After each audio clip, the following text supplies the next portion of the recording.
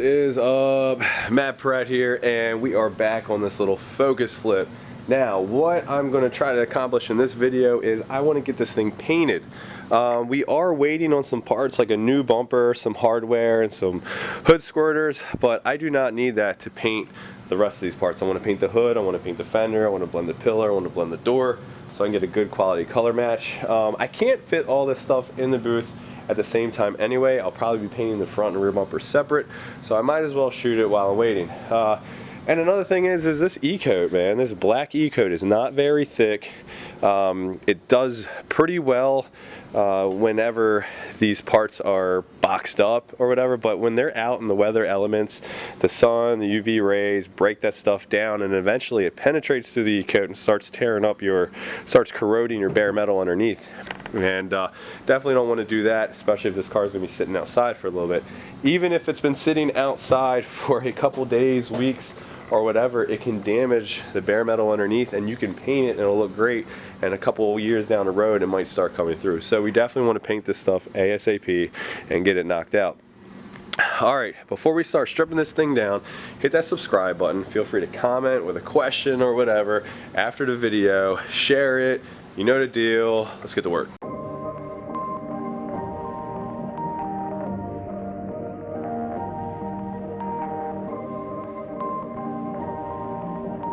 Perfect.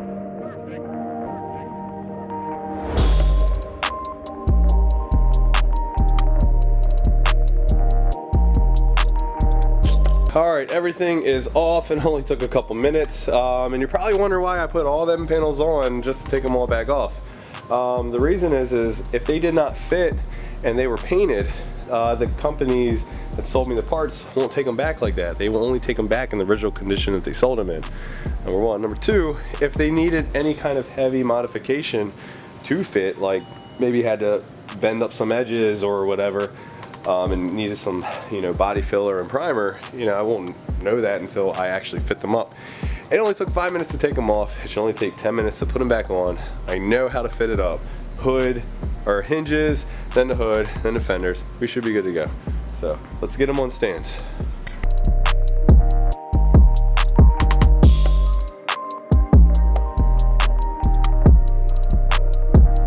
Alright, we got our parts on some stands here. I'm ready to prep these out. This is a little homemade fender stand that I made. You can see it's just two 2x4s that kind of like A-frame up.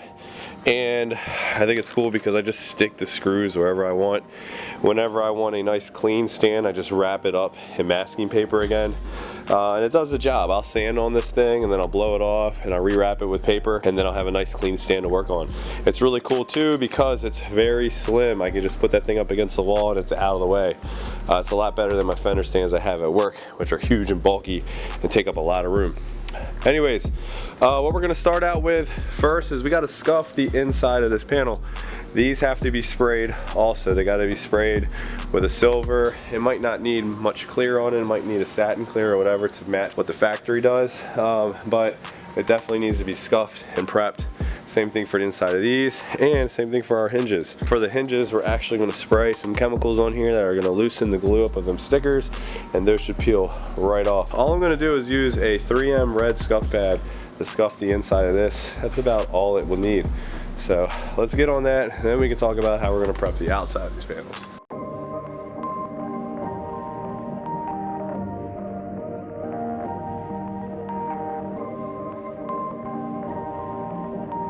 Perfect.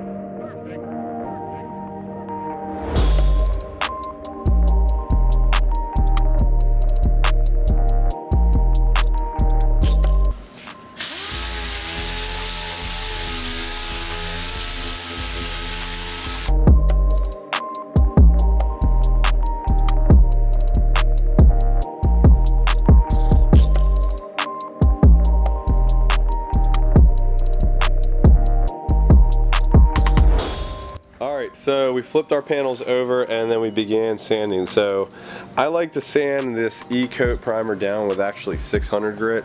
You got to remember, when this stuff is sprayed at the factory or however it's attached to the metal, it's actually really easy to burn through. They put a very thin layer on it. So I like to use the finest grit sandpaper that my sealer will bite, and that seems to be 600 grit, because I don't want to risk burning through any more than I did here. You got to remember, this E-coat is attached to the bare metal in a crazy controlled environment that we can't replicate out here in one of these booths. So this is the best bite you're gonna have to bare metal, so you can stick your paint to that.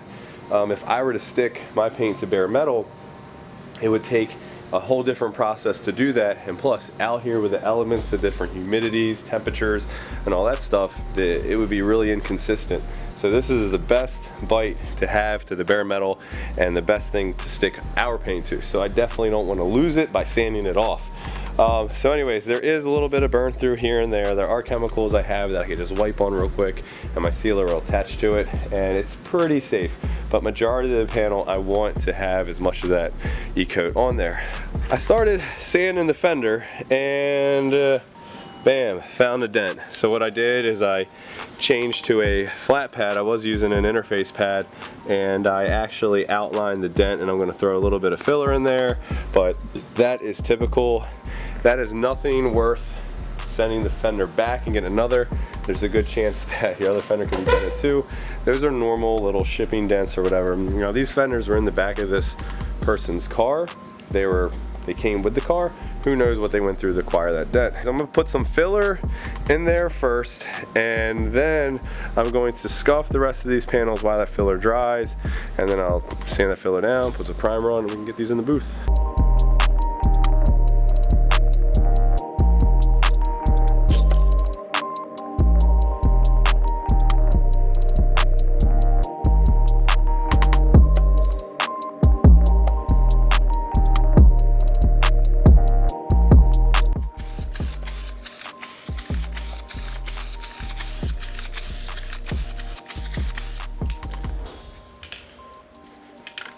This is like some spray bomb edge primer that I got from work. As you can see, it's got black all over it. We had a package come in, and one of the cans exploded in it, and the rep was just like, get rid of that stuff. They couldn't use it. So anyways, this stuff, it says self-etching primer. I don't really believe in any kind of self-etching primer that isn't like 2-part, but I'll tell you what, for quick little prime jobs, it actually fills pretty well, fat, and dries really fast. Like I could probably sand that in like 10 minutes, and it holds up pretty good. Now, I wouldn't put it on anything major, like major mud work, but little quick spots like that, when I'm trying to shoot the car like right away, throw that on there, it works pretty good. So anyways, we got our fenders scuffed, and this one's all sanded and scuffed too. This one over here, I'm gonna sand and scuff it when that completely dries. I still gotta sand these. Stupid sticker never comes off. I'm gonna hit this with some more chemicals. Well, while this stuff is drying, I'm actually gonna pull the focus in over here, and I'm gonna start taking apart the mirrors and door handles and stuff like that, so we can blend the doors. My past couple videos, I've actually been sanding and buffing a lot in here. You can see the floor is a mess. If you have a designated paint area like this area of mine, you know better to sand and do stuff like that. But sometimes I have like no choice. The shop's crowded, it's raining outside like it is now. So I'll actually knock some stuff out here, but I just know that the next time I paint something, I gotta thoroughly clean this place. Hopefully this paint job, the next paint job we put out, comes out pretty good. So anyways, I'm gonna move some stuff around, and we're gonna get this focus pulled in right now.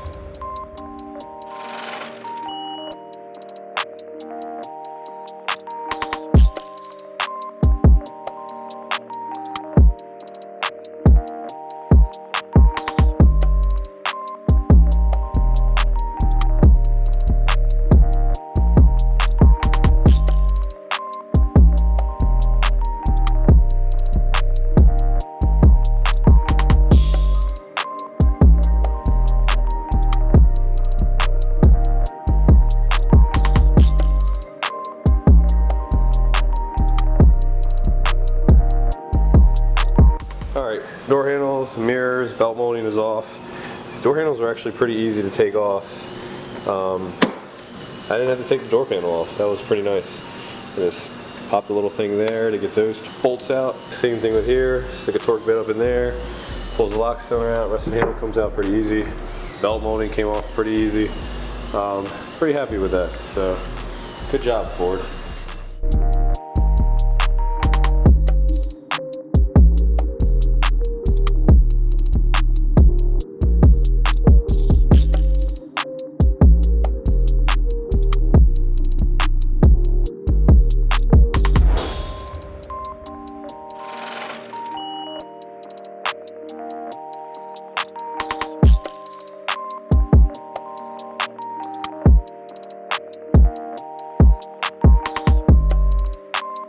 So I like this stand and everything because I can paint parts, you know, on both sides, but I didn't realize how close this comes over here. You know, it's gonna be really hard for me to get this edge because I gotta go underneath. So I don't know. I think my best bet is to, while I'm taping that up, I'll actually put this on a fold out stand, paint the underside, let that dry, and by the time I'm ready to spray everything else, I can just flip it over and spray the opposite side. It's a lot better to spray a hood in its natural form, laying down flat, just to make sure your metallic's right and stuff like that, especially with a silver. So I think that's my best bet, is to lay it down flat and paint it. Definitely don't want to streak this thing and have to paint it again. I'm not doing that this week.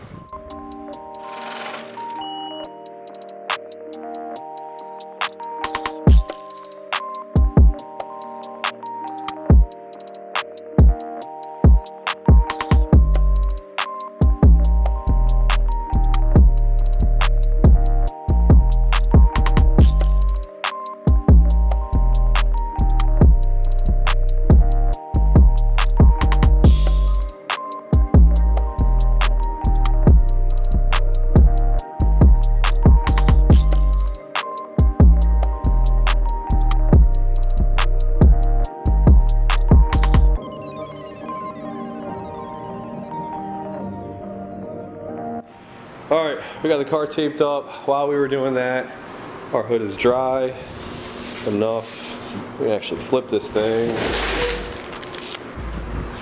We were one-handed. Like that. Now it is time to wipe this sucker down and let's get some paint on it.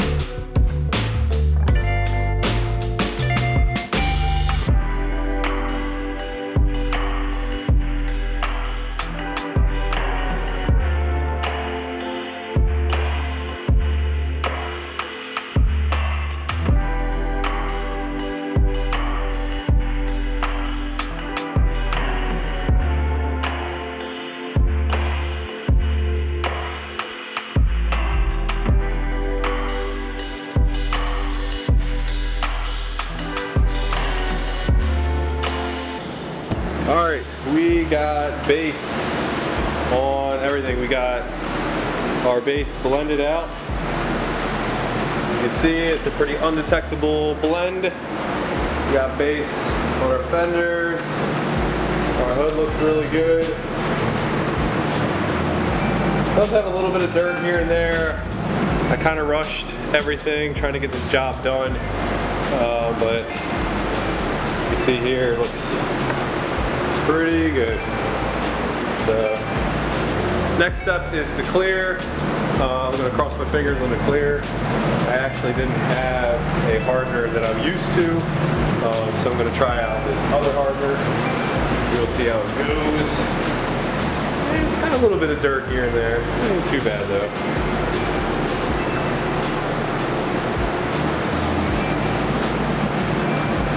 Everything looks pretty good. Nice and even.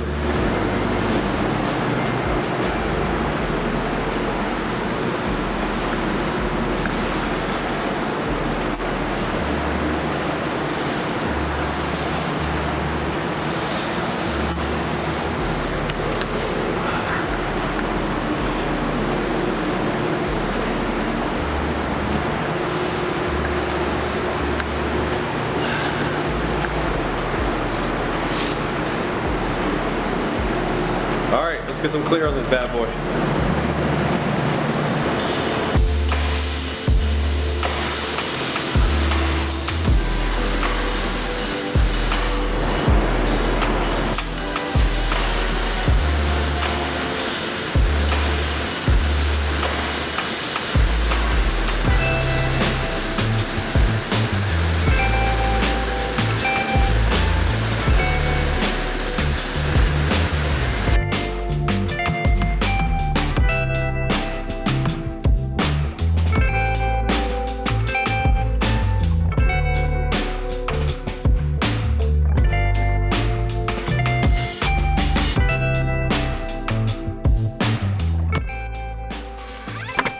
All right, it is the next night, and this thing is sat all day.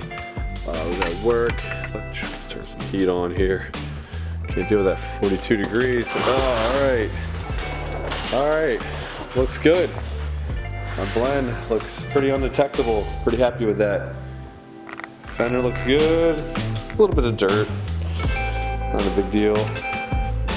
Same thing with the hood. Metallics look really, really good. Awesome. The door looks really good. So, good deal. Let's just get it together, get it out of the way, because got other things to work on this weekend.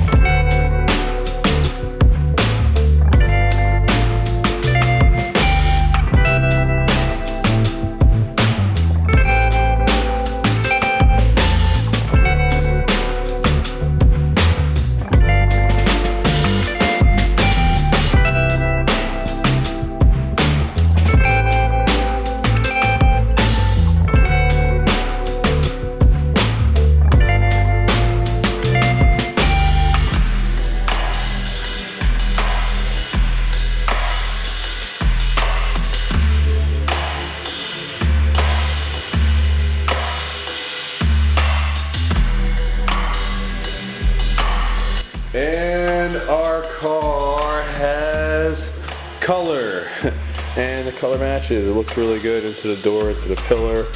I'm glad that I did all that. Yeah, it's getting there. I still need to adjust my gaps. Whenever all my hardware comes in, you know, that's when I'll do the final gap adjustment. I got hood squirters coming. Still have a front bumper on the way. I did go with another aftermarket bumper company. Hopefully it's better condition than the last bumper that I had. We will see. If it does not fit, at least I'll be able to return that one. And then after that, I'm going with Ford.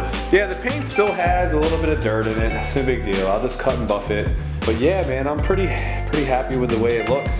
I mean, it's starting to look like a car again. This front end looks really, really good. So, getting closer to getting done. So, I'm gonna cut this video because I wanna get this video out to you guys. If you haven't hit that subscribe button, hit it, drop me a comment, like, share, all the good stuff, and I will see you all next week to work on something.